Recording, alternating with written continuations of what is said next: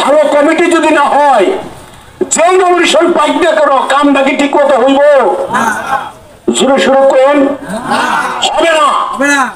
শক্তিশালী কমিটি চাই, যাদের মাধ্যমে ভোট অর্জন করতে হবে, যাদের মাধ্যমে সমগ্র মানুষকে ঐক্যবদ্ধ করতে হবে বিএনপির পতাকা তলে, যাদের কথায় মানুষ আসবে, যাদের উপর মানুষের আস্থা আছে, সেই সকল মানুষ দিয়ে কমিটি হবে। সেই কমিটি গঠন করবে, গঠনের সময় সিরাজ ভাইয়ের মতো মানুষের দরকার আছে না নাই? শুনে বলেন, আছে না নাই? তাই না? মনে কেন ঘরের ভিতরে কৈফিয়ত কার কাছে দেবে? সে আপনাদের কাছে না বিএনপির কাছে? ওনার মতো লোক যদি এখনো ঘরে বসে থাকে, কে নমিনেশন পাবে সেই চিন্তায়, তাহলে কি ট্রেনকে সাইডা দিব নাকি বসে থাকবো? সাইডা দিব। কাজেই আমি আমার বক্তব্য বাড়াবো না, অনেক রাজনীতির কথা আছে, কিন্তু প্রিয় নেতার বক্তব্য আপনারা শুনতে পারবেন না। আমি শুধু একটা বলবো, আপনাদের পক্ষ থেকে হলিয়া জারি করে গেলাম এই সিরাজুল হক স্বপনের কাছে, স্বপনের উপরে। আগামীকাল থেকে আপনাদের সাথে নিয়ে মধ্যপাড়া ইউনিয়ন না, শুধু কালিয়াকৈর উপজেলায় বিএনপির কমিটি কিভাবে হবে সেই ক্ষেত্রে তার মতামত, তার সক্রিয় অংশগ্রহণ নিশ্চিত করতে হবে।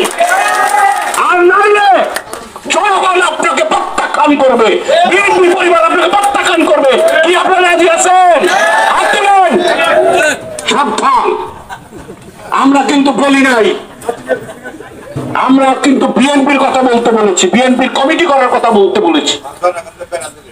উনি চাইলে কালকে মোশাররফ হোসেন রবিউল আসবে, উনি বললে সমস্ত নেতা কর্মী চলে আসবে, কেন বিভেদ থাকবে? আমরা তো বিএনপির পতাকা তলে যাইতে চাই না, কি বলেন? আমরা কোন ভাইয়ের রাজনীতি বিশ্বাসী না। তো বললো তাহলে ব্যারিস্টার সাহেবের লোকে, আর আমরা তো ব্যারিস্টার সাহেবের লোকে না, আমরা দলের সাথে, দলের নাম আকবর বানিয়ে দিতে পারে। আমি ইচ্ছা করলে কি ব্যারিস্টার বাদ আর বদনাম করতে পারবো? পারব তো না।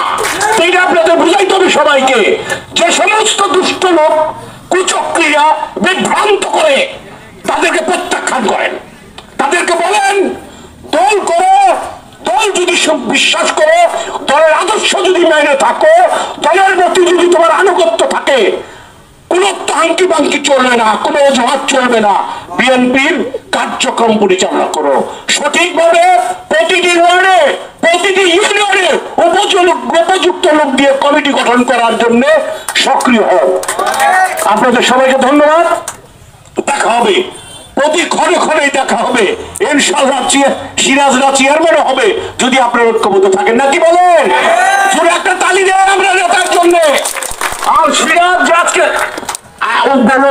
দায়িত্ব নিল কিনা কালকে থেকে সকল কার্যক্রম পরিচালনা করার, আপনি বলেন প্রত্যাখ্যান করবো না মালা যেটা দিচ্ছেন, ফুল যেটা দিচ্ছেন অব্যাহত থাকবে?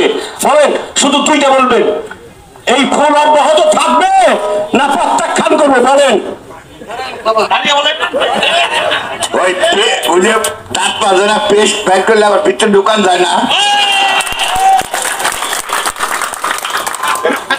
ধন্যবাদ, ধন্যবাদ।